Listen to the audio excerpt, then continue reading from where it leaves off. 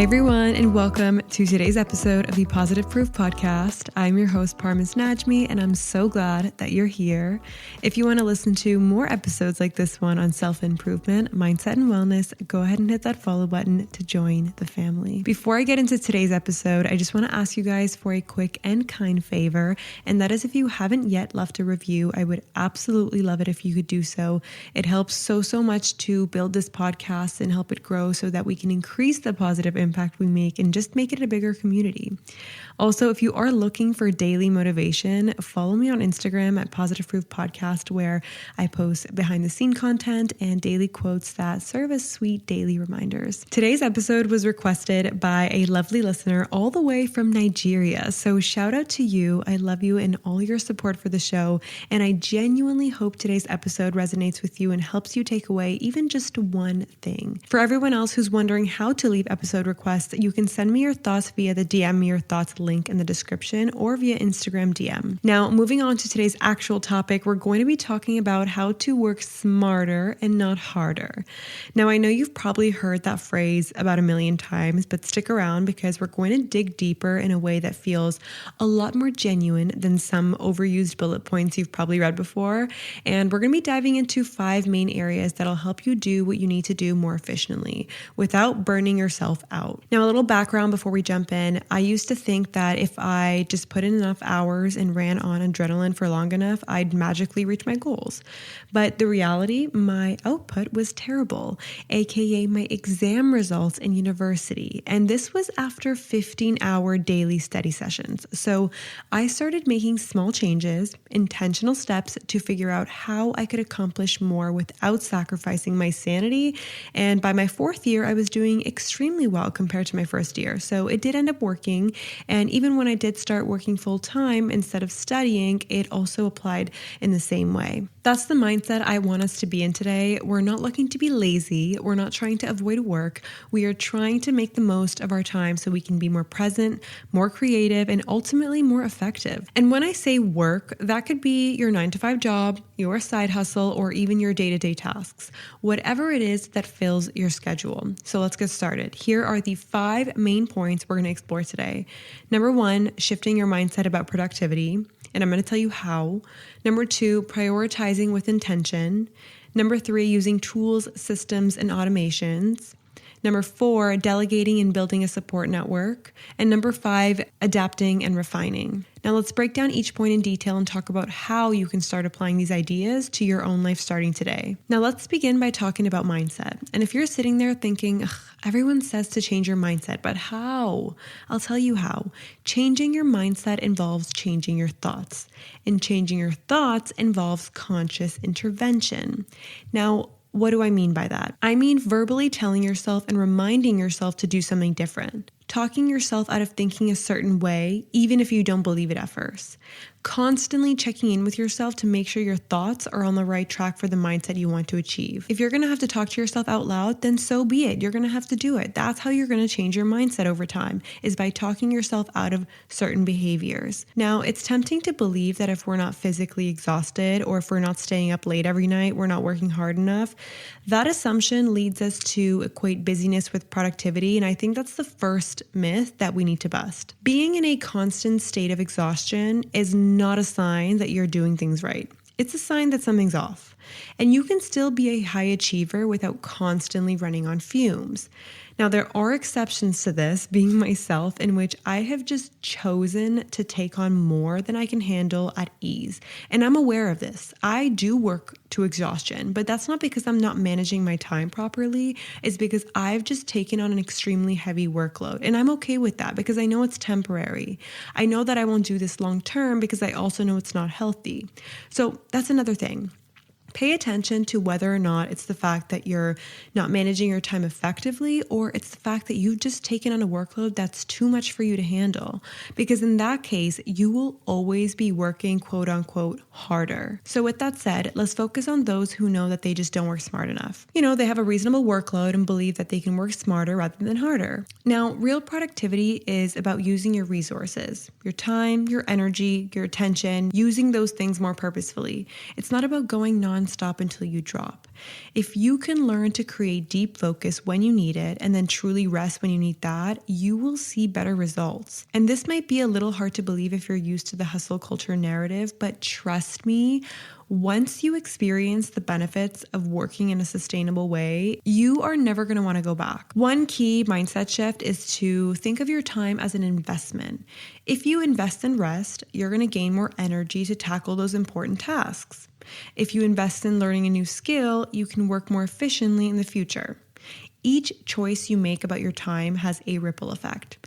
Instead of constantly burning through your reserves, think about how you can replenish them. Another crucial piece is focusing on outcomes instead of hours. This is a big one for me. Imagine you work in a role where you're measured by deliverables. Does it really matter if you do that work in 6 hours or 8 hours? Probably not, as long as the quality is there. And so when you stop equating hours at a desk with value, you start looking for ways to produce results more effectively. And that perspective lets you evaluate your day not by, did I sit at my desk from 9 to 5, but by, did I accomplish the most important things that needed doing? If it feels strange to step away from the hustle mentality, try small steps. Start by giving yourself permission to take a real lunch break or to close your laptop at a reasonable hour. Notice what happens to your overall productivity and creativity when you're not running on empty. Chances are you'll see an improvement. A lot of people, when they don't have adequate rest, they start to fidget while they work, or they check their phone every 5 minutes, or they're much slower at the task at hand. And you don't realize you've not been working because you've been sitting at your desk the whole time. So it seems like you've been working for longer hours, but really, you probably only spent half the amount of time working on what really matters. So next time you find yourself saying, I'm going to sit at my desk for 4 hours and study or work, try telling yourself, I'm going to sit at my desk and finish these 3 priorities, no ifs, ands, or buts. The sooner I can finish those tasks without compromising quality, the sooner I can rest, or the sooner I can move on to the next task. Now, the final part of shifting your mindset is giving yourself grace. And I always say this, but it's so important. If you try new strategies like taking breaks, organizing your day differently, or eliminating certain tasks and it doesn't feel effective right away, don't beat yourself up. Every experiment teaches you something about how to do better next time. The key is to approach your work and your rest like a continuous learning process. Because honestly, things change over time as well. So if one thing works now, it might not work in the future. This way, you're constantly refining your approach and getting more efficient over time. Now that we've covered mindset, let's talk about prioritization.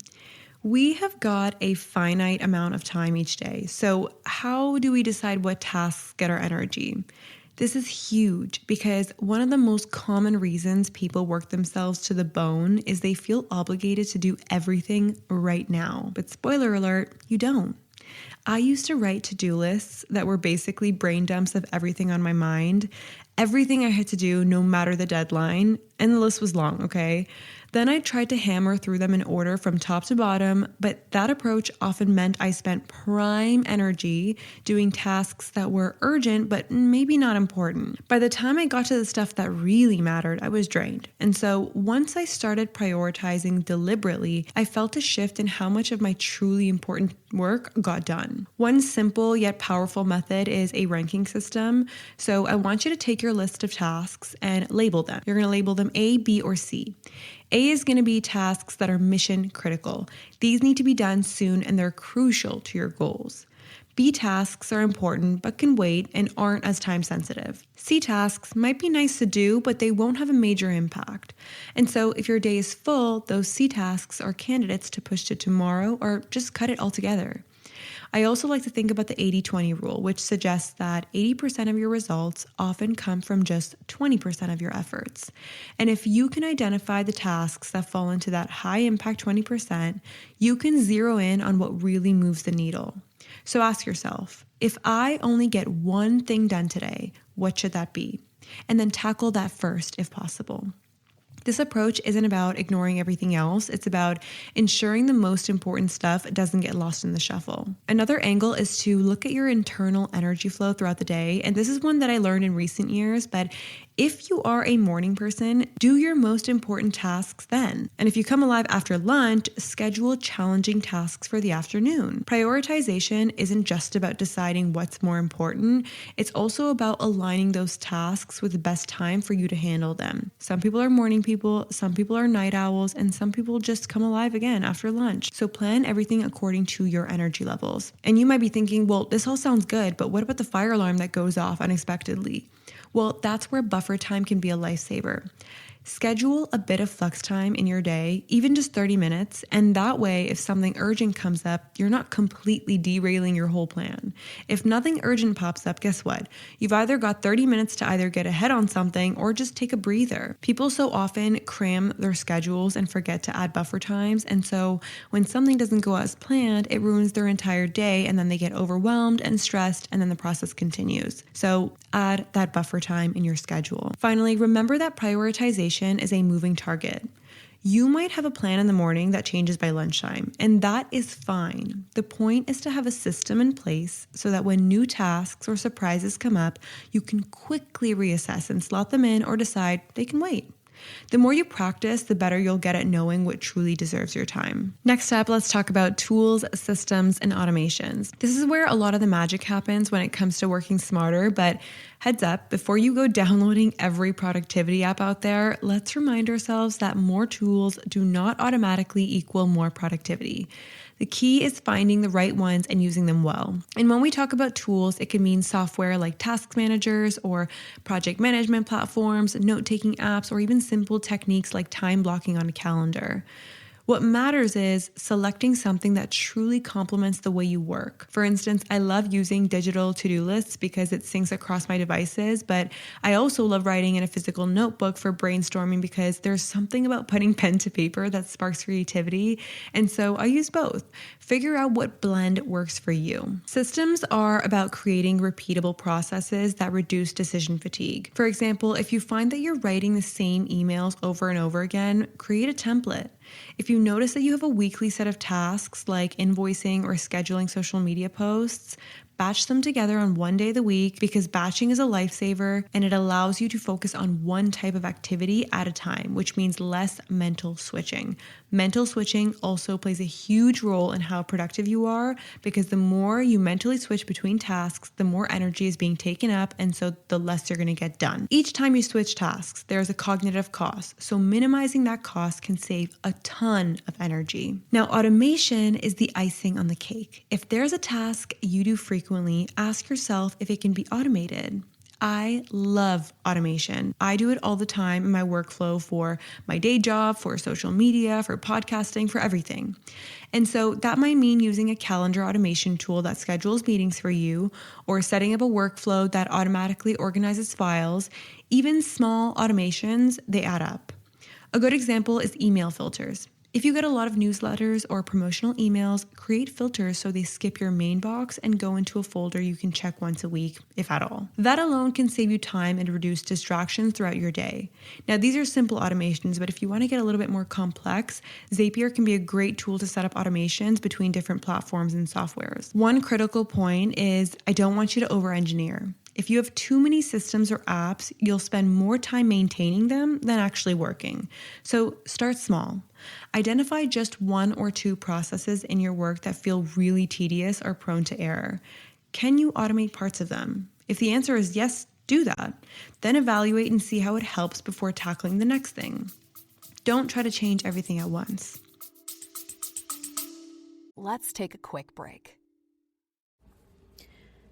Are you a therapist or healer with a mystical or spiritual edge? My name is Jody Silverman. I am a therapist by trade, mystic by nature, and host of the Spiritually Curious Therapist. This podcast is for clinicians like you, curious, intuitive, and ready to explore holistic approaches that go beyond traditional talk therapy. Join me where therapy meets spirituality and brave therapists are redefining the healing path. Search the Spiritually Curious Therapist and listen today. Also, keep an eye on how user-friendly a tool or system is. The best system in the world isn't going to help you if you dread using it. So find or build something that feels natural. Maybe you prefer visual boards like Trello or Monday.com. Maybe you like lists in a simple app like Todoist. Whatever it is, be honest about whether it feels intuitive enough to integrate into your routine, because if it doesn't, you're probably going to abandon it in a week. My personal favorites are just apps that already come with your devices, such as the Notes app or Pomodoro Timer, which is online, and my calendar. When used correctly, these tools and systems, they liberate you. They free up your mental energy from mundane tasks, leaving you more space to focus on the creative or strategic parts of your work.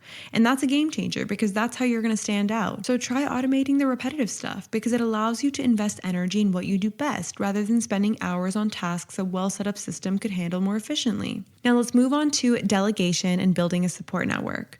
This is often the hardest for people who like to do everything themselves. And I get it. No one can do it exactly the way you do. But here's a little secret that might actually be a good thing. Delegation isn't just about handing off work so you can lounge around. It is a strategic move that lets you focus on your core strengths. If you're a solopreneur or you work in a small team, you might think you can't delegate, but delegation doesn't just mean hiring a bunch of employees. It could mean outsourcing certain tasks to freelancers, or using virtual assistants for administrative work, or even trading tasks with a friend who has a different skill set. Maybe you hate designing graphics, but your friend enjoys it. Meanwhile, they need help writing sales copy, which you can knock out in just half the time. And so that's a win-win for everyone involved. One of the psychological hurdles to delegation is the idea that it'll take too long to train someone else, or that no one can do it as well as you. Trust me, I know. I've had those same exact thoughts in my head. But here's the thing. The short-term investment of teaching someone else to handle a recurring task often pays off massively in the long run. Sure, you might spend a couple of hours showing them the ropes, but then you free yourself from doing that task every week going forward. And over a year, that savings can be huge. And so building a support network goes beyond just formal delegation. It's about surrounding yourself with people who can offer advice, bounce ideas around, and provide emotional support. That one's a big one. This can include mentors, masterminds, or even friends you can chat with about your goals and challenges. Work doesn't have to be a solo endeavor, and you'll find that many people are happy to help if you simply reach out and ask. Now, one important point is, if you are delegating tasks, be very clear with your expectations. Ambiguity kills productivity, so provide specific instructions or a standard operating procedure if you have one. Clarify those deadlines and encourage open communication, because delegation doesn't mean you can just vanish and reappear expecting everything to be done perfectly. You still need to check in and offer support. Another thing is, delegation might not always save you time if you don't do it effectively. The goal is not to micromanage, but to trust the person taking over the task. Give them the space to handle it, and if mistakes happen, treat them as a learning experience for both of you. The more you refine the process, the easier it becomes. And lastly, do not underestimate the emotional side of having a strong support network. Sometimes we just need to vent, or hear that someone else is struggling with the same exact issues. Having folks you can talk to about work challenges can lighten up the mental load significantly.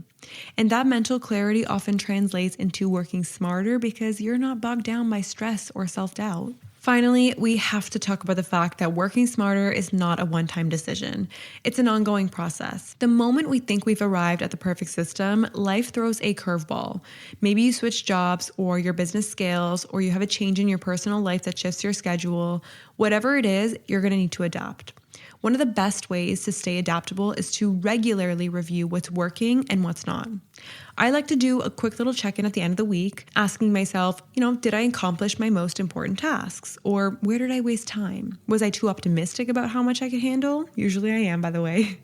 By reflecting, you can catch patterns early and make adjustments. Another key is to stay open to new ideas and tools, but don't chase after every shiny object. Maybe you test one new system each month, and if it feels beneficial, great, incorporate it. But if it doesn't, let it go. In other words, be experimental but systematic. And that way you're not cluttering your life with 20 half-used apps.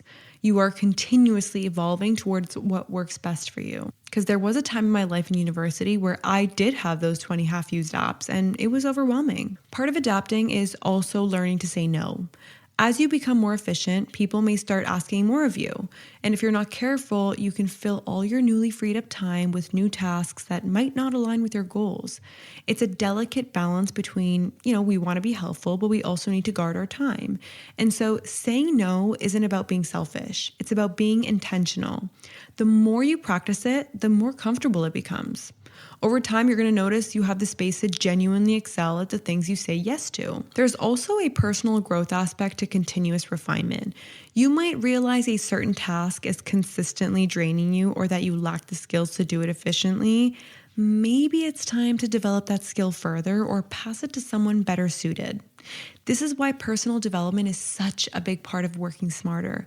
The more you invest in learning, whether it's, mastering a new software or understanding a new methodology, the more options you have to streamline your work. Lastly, remember that your definition of working smarter might look different from someone else's. And that's okay.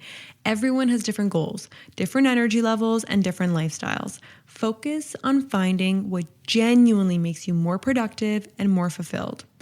Over time, you're going to create a system that suits you like a glove. And if it stops working, well, you're going to know how to pivot because you've already built adaptability into the way you operate. Now, a quick recap of the 5 main points we talked about. Number 1, you're going to shift your mindset about productivity. Number 2, you're going to prioritize with intention. Number 3, you're going to use tools, systems, and automations. Number 4, you're going to delegate and build a support network. And number 5, you're going to keep adapting and refining. What's so exciting about these strategies is that they compound over time, meaning you're going to become exponentially better at working smarter rather than harder.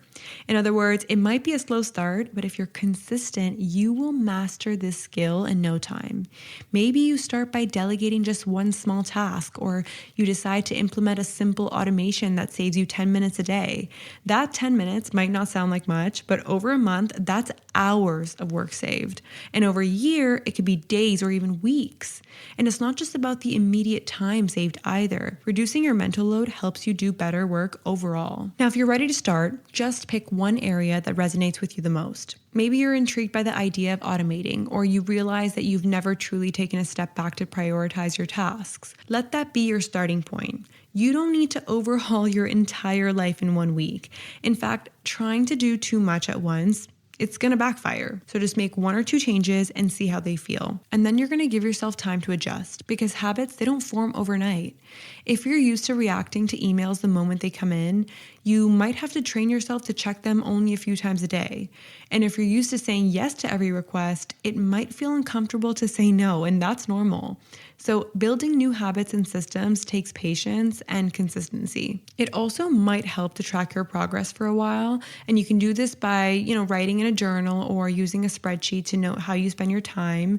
And you might be surprised to discover pockets of inefficiency or times of the day when you're more focused than you realized.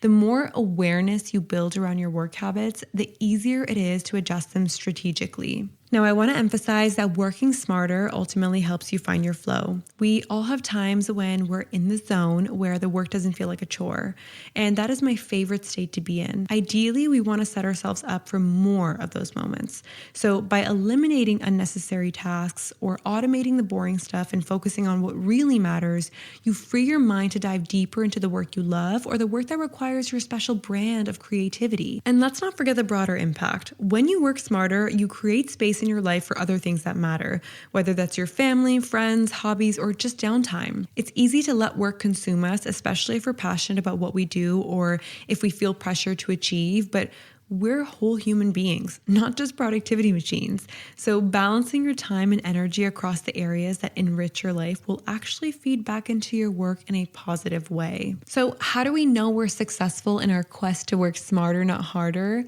I'd say if you find yourself feeling more energized or more creative and more in control of your schedule, you're probably on the right track. And if you notice that you're consistently hitting your main goals without constantly feeling stressed, that is also a huge sign. And if other people start noticing that you're delivering high quality work but don't seem as frazzled, then that's another piece of evidence. Of course, life isn't perfect, and I always mention this. You'll still have crazy days where everything happens at once, and you might still pull an occasional late night if a big deadline looms, but the difference is that those moments become the exception rather than the rule. And so over time, you're going to develop resilience and the ability to bounce back more quickly because you're not living on the edge of burnout all the time. So that is a wrap. I hope you've picked up a few ideas you can start implementing right away. Working smarter is a mix of mindset, strategy, and adaptation. And it's also a journey, one that honestly I'm still on myself. Every time I think I found the perfect system, something changes and I have to tweak my approach again and again. And I've learned that that's okay, honestly. It's actually part of the fun. Remember, you're not alone in this. Lots of us are searching for that sweet spot where we can do meaningful work without sacrificing our health and relationships. So don't feel like you have to go through it all alone. Reach out, share tips with friends, or even share what works for you on the podcast Instagram page. I'd love to hear your thoughts. Above all, believe that it's possible for you to achieve your goals without running yourself into the ground, because it absolutely is. And once you start seeing the results, once you notice that you're getting more done in less time and feeling less stress and actually enjoying your days, it's going to be hard to imagine going back to the old way of overworking and feeling burnt out. So I really, really hope you feel inspired to take that next step. And if you have any questions or stories you'd like to share about your own journey, I'd love to hear from you. And if you found this episode helpful, pass it along to someone who might need a reminder that there's a better way to approach work, and so it can help them too. Now, if you've made it this far, I appreciate you so, so much, and I can't wait to chat with you again in next week's episode. Lots of love, Parmis.